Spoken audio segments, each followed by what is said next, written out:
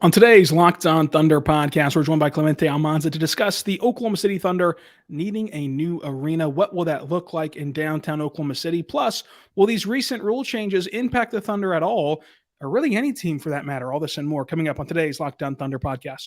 You are Locked On Thunder, your daily Oklahoma City Thunder podcast.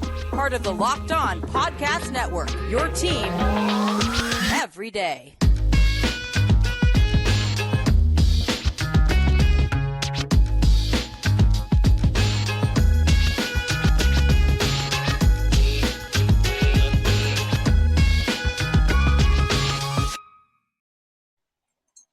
Let's get it going on today's Locked On Thunder podcast, joined, of course, by Clemente Almanza here today talking about the Oklahoma City Thunder and their need for a new arena with a proposed bill that will go up on December 12th in Oklahoma City. We'll talk about that. We're also going to talk about some rule changes and just some expectations for what should be a very fun season in Oklahoma City. Today's show, of course, is brought to you by our good friends over at FanDuel. Make sure you check them out today because they're the official sportsbook of Locked On. Make every moment more with new customers getting a $5 for just giving $5 and getting a $200 bonus bet guaranteed, win or lose. So check it out today at FanDuel.com/LockedOn. Clemente, how are you doing today? I'm doing pretty good, man. Pretty good. The weather's starting to cool down. Leaves are turning brown. We got the much anticipated Thunder Fan Fest news today, which means that the NBA and Thunder season are just right around the corner. Yeah, much anticipated Fan Fest news. I know that you were waiting on the edge of your seat to know when Fan Fest would be, which it will be October 8th. So just before the Wemby Chet preseason game. Will we see both Wembanyama and Chet Holmgren in that October 9th preseason game in Paycom? I think so, probably for like a quarter or so. But yeah, I definitely hope so for sure. So I'm banking on the side that we will see Chet and Wemby there.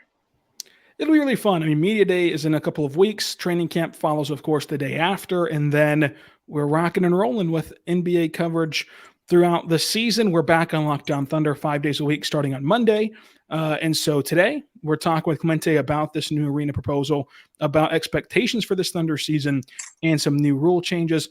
Clemente, what was your initial reaction to the arena news? We've talked before about why this new arena was necessary, but now we actually have details in hand. What did you think of the proposal?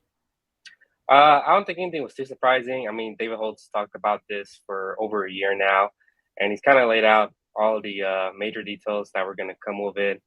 And then on Wednesday, we got it all laid out in official paperwork as like what a new arena would look like. We found out how much a new arena was going to cost, which is going to be around $900 million, which is probably like the standard rate for recent NBA arenas. We also found out that they're going to hope to extend the current temporary 1 cent tax that's been going on since the 90s here in the vote in December as well in order to fund the arena. We also found out that the latest that the arena is going to open, at least is what they're hoping, is the 2030 season, which means that we probably have like at least 3, 4, 5 more years left at Paycom Center. I think really the biggest takeaway is just that the Thunder ownership contributing $50 million, which is going to make up probably less than 5% when it's all said and done towards the entire arena construction.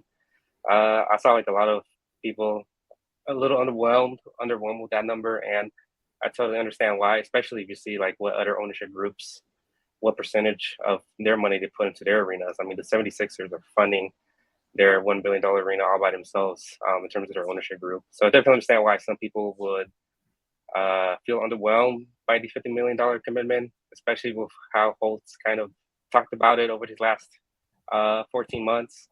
But you know, at the end of the day, I mean, it's either you do this or the Thunder just move away. I mean, Holtz talked about this all the time where if OKC isn't willing to pony up and pay for a new arena, there's a long list of teams or of cities around the country that are willing to give OKC what the Thunder want in terms of a new arena. So, yeah, I mean, it's kind of a complex situation where I definitely understand where both sides are coming from. And if you want to vote one way or the other, that's really up to you. I don't really feel comfortable in telling how, you know, someone should vote, especially with something like this where it directly impacts you with your tax money. But yeah, those are just like my biggest takeaways from what we found out Wednesday. Yeah, it's the same thing. I mentioned this yesterday. For me, no matter what you say about this topic, no one's going to change their mind. Everyone has their mind made up of what they think is best, and that's what they're going to do. And more power to you. That's why we have this voting system. The only thing I would highlight is that, yes, $50 million on a $900 million arena is nothing, is a drop in the bucket. But the sad reality is it's a business transaction at the end of the day, and the Thunder own all the leverage. That they ponying up $50 million is frankly more than they have to. They could do zero and just have that leverage still.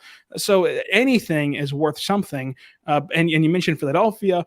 You know the franchises that we've seen invest more and more and more into their own personal arena, not only own the arena, but they're franchises that don't have leverage. I mean, you're not going to leave Philadelphia. You're not going to leave San Francisco. You are going to leave Oklahoma City if they do not pay for your arena. And like you said, that in whoever's listening to this is mine, that might be okay with you if they leave, and that's perfectly fine. But that's just the cold reality. Is at the end of the day, for better or worse, this is a business transaction, and the Thunder have the business leverage. And so you're either going to pay for their stadium or they're going to leave.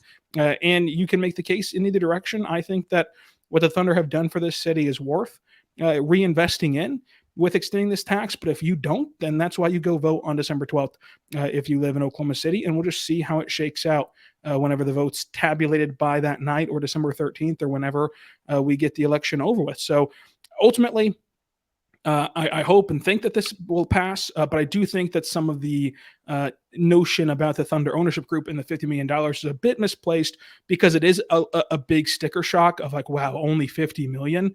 But it is frankly more than they have to do. And so it is good that they're doing anything in general. And of course, locking themselves into that leash through 2050, should this pass, is another form of compensation in and of itself that they cannot wiggle out of for the foreseeable future, on top of that $50 million. And there is no team coming behind it as well. So like, if you vote no for this, there will be no team that follows suits and thinks that Paycom's a good enough place to play, and you don't have any other facilities, period, to draw in professional teams. So at the end of the day, if you wanted to regain another professional team later down the road, you'd be needing to build new facilities without the $50 million contribution. So to me, it makes sense to vote yes, but if it doesn't make sense to you, then that's perfectly fine. But Clemente, to end the arena talk, we discussed this a little bit when this news first broke that a proposal was coming, but now understanding the dollar amount, understanding the mission of making this an event center as much as a Thunder arena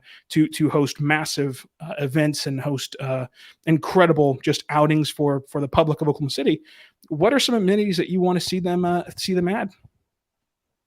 Well, I mean, this has kind of become a joke with Steve Ballmer, but like, if they increase their bathroom situation, like if you've been to enough Thunder games, you know that the lines for the bathrooms, especially halftime, are excruciating long. And if they're willing to like multiply their bathroom situation, I think that's going to be a huge get as well. We talked about, maybe potentially bringing back Thunder Alley or some sort of like Thunder fan section, whether it's inside the arena or outside. Just creating that type of culture around the team. We're kind of seeing a similar situation play out with the OU football situation, with them going to the SEC and then bringing back tailgating on the street and all that.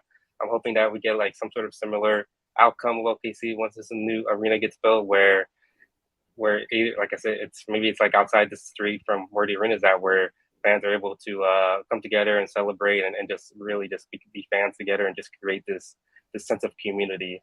So like those really are the two big like things that I'm really looking forward to if this new arena gets built.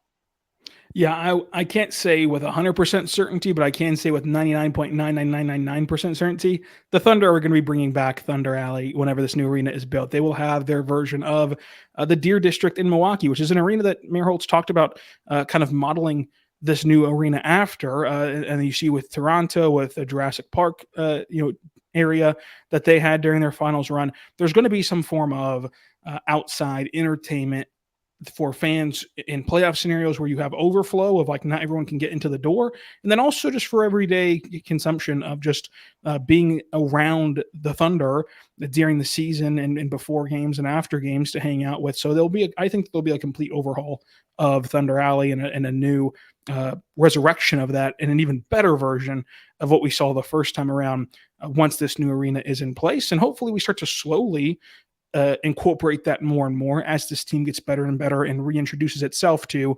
postseason basketball, which could happen this season. We'll talk about expectations for this season coming up, but first, I want to say right now about our good friends over at FanDuel. Folks, FanDuel, it's incredible, and you should go there right now and go to FanDuel.com/lockedon. Whenever you do, you can be ready for NFL season, which has already kicked off, and it's the America's #1 sports book for a reason, because if you're a new customer and you bet down $5, you get $200 in bonus bets back guaranteed, win or lose. Also, all customers, if you bet $5, you get $100 off of NFL Sunday Ticket on YouTube or YouTube TV, which allows you to watch every single out-of-market game.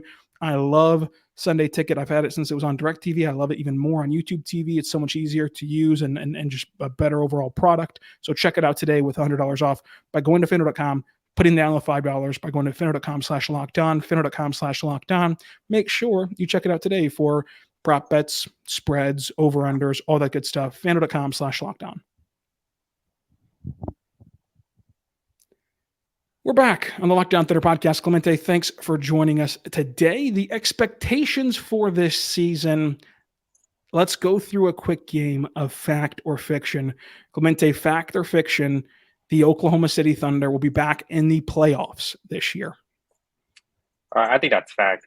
I mean, if you look at just their last season peripherals, I think they're a top 10 in offensive rating and defensive rating, or at least top half in the league, which kind of speaks to how that the Thunder probably didn't, their record probably didn't reflect just how talented they were that season. So if they continue to just play that well this upcoming season, and if all the guys just continue to make the natural progression you see young players usually make in their second or third season, I think OKC should relatively easily make the playoffs with 40-45 wins.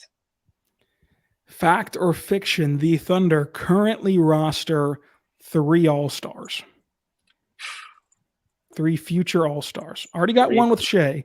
So is there 2 more on this team?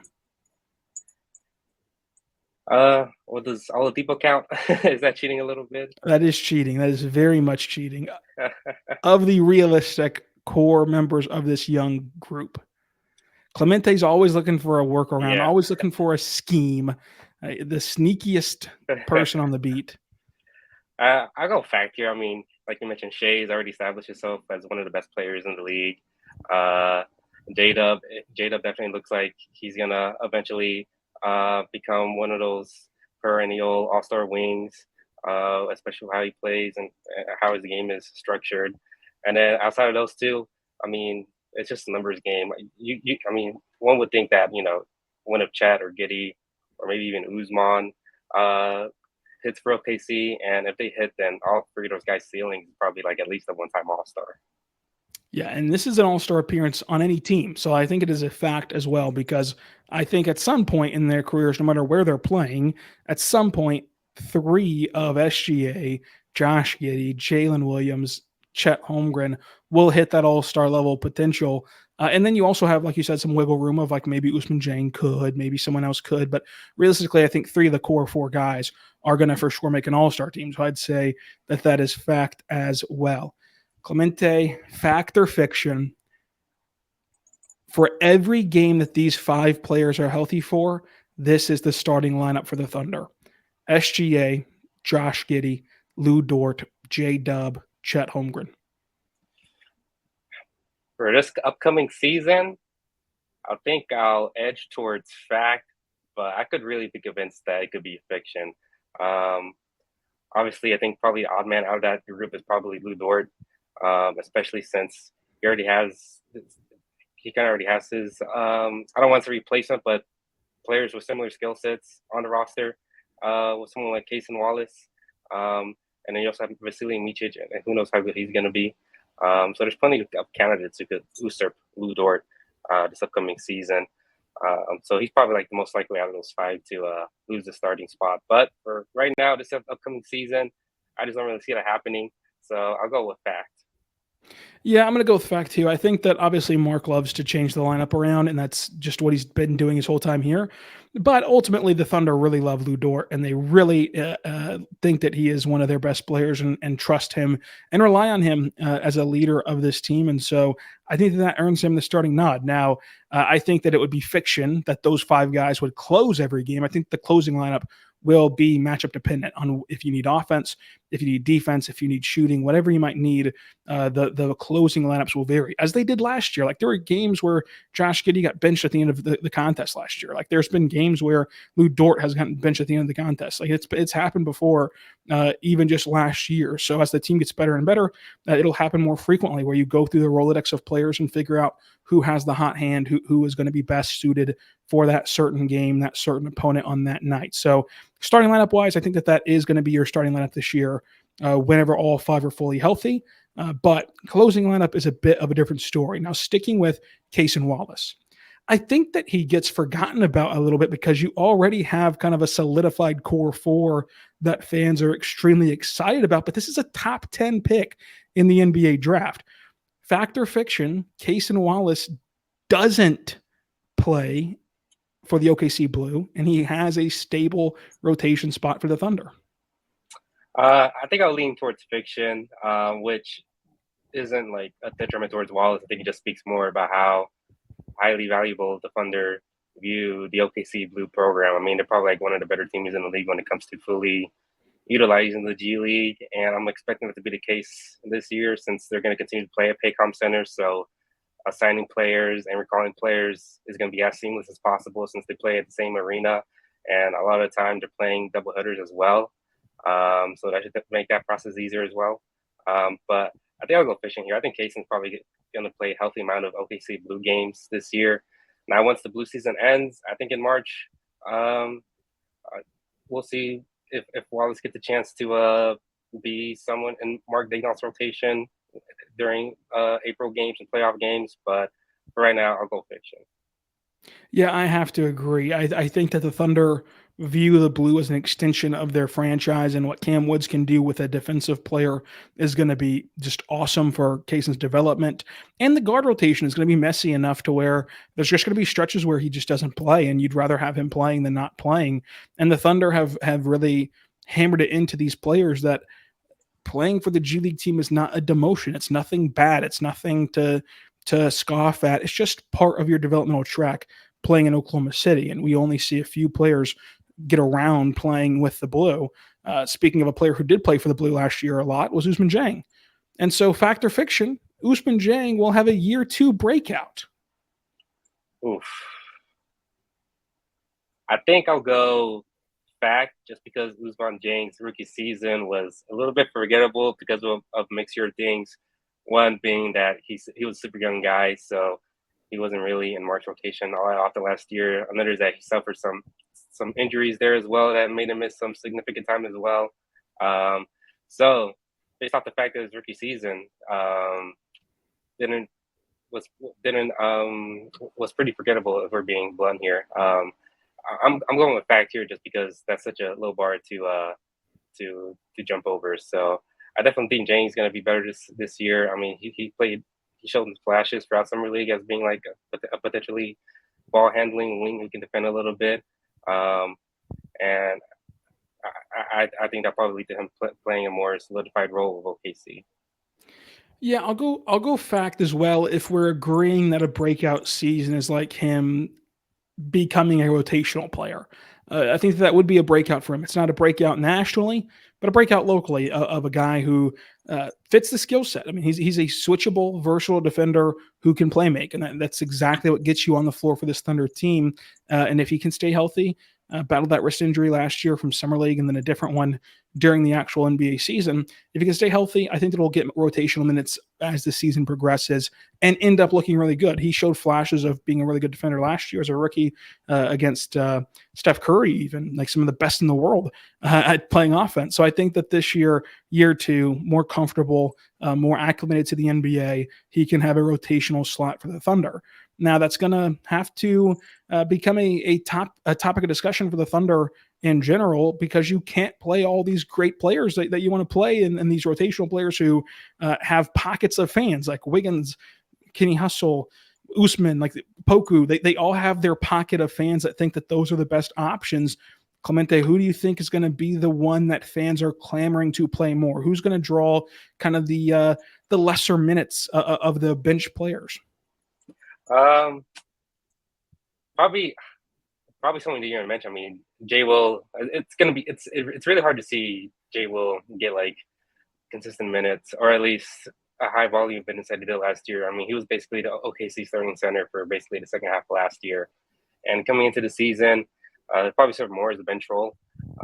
But like you mentioned, there's like a ton of front court and center depth coming into this year, and if any of those guys have hit him struggle, I bet you fans are gonna be like, well, why don't we give minutes to the guy that kind of proved it last year on a play-in contender who gave you very solid minutes at the 5, is an undersized big, and led the league in charge drawn, and could shoot the free ball a little bit as well. So I think Jay Will is probably like the best candidate when it comes to when it comes to fans clamoring for him to get more minutes.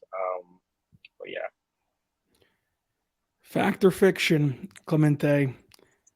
The Thunder make it out of the first round for the first time since Kevin Durant was in OKC. Oof.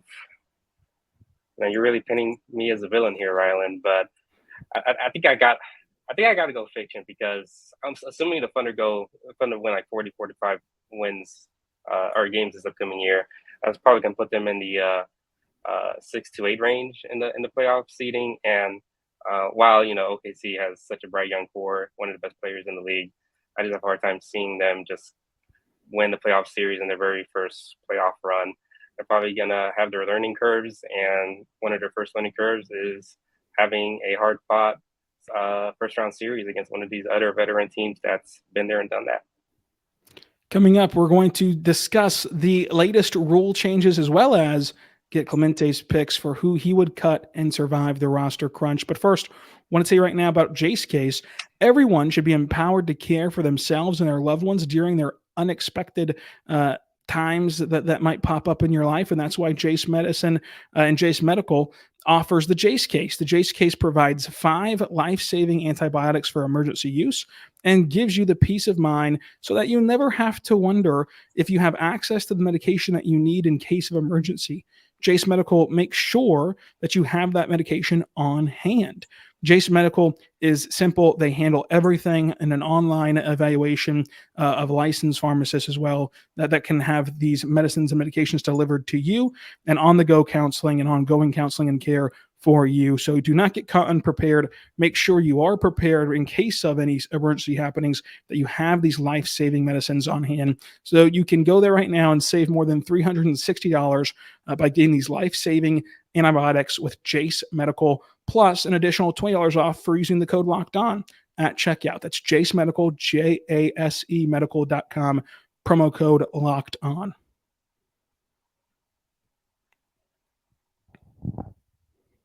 We're back on the Locked On Thunder podcast, on the Locked On Podcast Network, your team every day. Thank you so much for making us your first listen every single morning, every single day. We're here for you, talking Thunder basketball. Subscribe for free across all podcasting platforms so you never miss an episode. We're back, both with his podcast and with Clemente Almanza, talking about the Thunder season. And so, Clemente, before we move into the rule change, it's the talk of the preseason. Once again, the Thunder will enter training camp with an overflowing roster.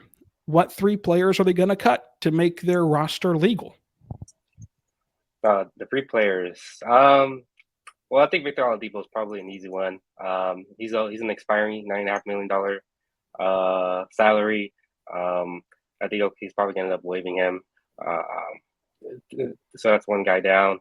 The next guy probably Jack White. I mean, I watched the entire FIBA World Cup run, and I watched every single Australia game, hoping to get like some sort of opinion on Jack White, and I really didn't learn anything new about him, I'm being honest. I mean, he didn't really play for them during the group games. He only played during garbage time, basically. So Jack White's probably the next guy, just because I just don't really see it with him. 26 years old, undrafted guy, was on a two-way deal last year with the Nuggets. Just not a whole ton of upside there. Outside of those two, it gets a little bit dicey. I mean, people talked about Trey Mann. JRE's another guy that's come up here often. Those two are like really the top two candidates. I think I lean towards JRE here because Trey Mann has a little bit more upside as a scorer, while JRE is just like a ton more guys ahead of him on the depth chart for him to like really get an opportunity to show something in his third year. So if I had to pick right now, those are probably my three when it comes to making roster decisions. Yeah, I like it. I think that it's interesting to see what they end up going with. I think that it does swing with Jerry or Trey Mann, and the fact that Trey Mann has more upside in a vacuum looks good. Could also mean that they trade him for like a second round pick to a spot where he can have more runway and more potential to develop and grow and show set upside, to do a favor to him, to get him more consistent playing time and display his skill set. Now, one last question to call your shot, so you can go back and clip this if you're right. And if you're wrong, we're just going to forget about it. It's a podcast in September. Will the Thunder waive 3 players or swap them for 3 other players who are more easily waived, like they did last year with the Rockets? I think I'll go with the first option. I think they'll just end up cutting these guys and not try to like try to squeeze some value out of them. You're robbing us of Daniel Nwaba preseason content. I am, but I mean, it's just hard to see that type of trade happening. The Marquise Christ pocket of fans were just phenomenal. They thought that this traditional center was just the key to success. Oh yeah, but yeah, I think they'll just end up cutting most of these guys for sure. You're robbing us of great storylines. Clemente, latest rule change that happened this week about not being able to rest players and not being able to rest multiple All-Stars in the same game. Doesn't impact the Thunder at all because they only have one All-Star and one quote-unquote star according to league rules. It's only SGA, so they can never be caught resting 2. They only have 1, so it doesn't impact them at all. Clemente, I don't think that this impacts anyone in the entire league. The only thing it does is it means that you cannot be as flamboyant about it. You can't just like outright say like what Jason Kidd and Mark Cuban did last year of saying, hey, look, we're trying to keep our picks. We're not going to play any of our guys. They outright said that. Yeah, you can't do that. But who's to say that, you mark down Luka as knee soreness? How's anyone going to prove that he is or isn't feeling knee soreness? How can you define soreness? So I don't see how they can put the toothpaste back in the tube on player resting. Sure, we're no longer going to see load management or rest as the designation. We'll just see some other designation of some somewhat truth of their injury report. Because I'm sure that all these guys feel soreness from game 1 to 82. And anytime that they need a night off, just say that they're feeling sore. And again, how do you prove it? So are you as down on this rule change as I am? Yeah, I mean, I'm kind of indifferent towards it. I mean, like you mentioned, it kind of feels like just a semantics battle in terms of just how these guys' injuries are listed or why they're missing a game or whatever. In terms of how it impacts OKC, I think we kind of already knew this heading into the season that teams were probably going to take OKC more seriously just because of the year they had last year, and we're probably done with the days where teams are resting all of their all-star players and all their starters against OKC. But with this rule change, it kind of forced teams' hands not to play at least most of their good players against OKC, which I think it's a good thing because it just goes to show that the Thunder are slowly climbing that ladder in terms of where they're ranked and respected around among the league. So, I mean, yeah, overall, like, I don't really think it's going to make that big of a difference outside of just, like you mentioned, just arguing semantics. So do you think that this rule change is going to work? Do you think that Paul George and Kawhi and these guys will end up playing more games this year than normal? No, like you said, because there's a way around it where you can just list them as having knee soreness or ankle soreness or an ankle sprain or whatever, and they could still miss that game. It's just that teams are just going to have to be more discreet and more savvy about their injury designation. And they just can't say that they're resting guys.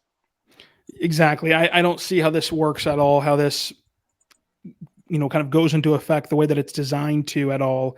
It'd be great if it did. I want it to work because I think that there is something to be said for making this long regular season feel more legitimate whenever you can buy a ticket and know, hey, I'm going to go see Paul George play in a couple weeks and not have to wonder if by that time he'll be load managing, or I'm going to sit down tonight and watch the Thunder play because I want to see Luka Doncic play tonight on television. And, oh, wait, I get home, turn the TV on, he's not playing. Like, I think it'd be great for the league to have these guys playing as close to 82 games as you can, but this is not the rule that makes that happen. And I don't think that there's a rule to make that happen because you're just never going to be able to prove if a guy's truly hurt or not. So unless someone is going to tattletale, no one's going to be the wiser of if a guy truly is hurt or not and can or can't go on a specific night. So I don't think that you can put the toothpaste back in the tube on this one. I think at the end of the day, this is a move that the league is making to say, hey, look, we did something, we tried, because fans have now started to cry for these changes and ask the league to step in.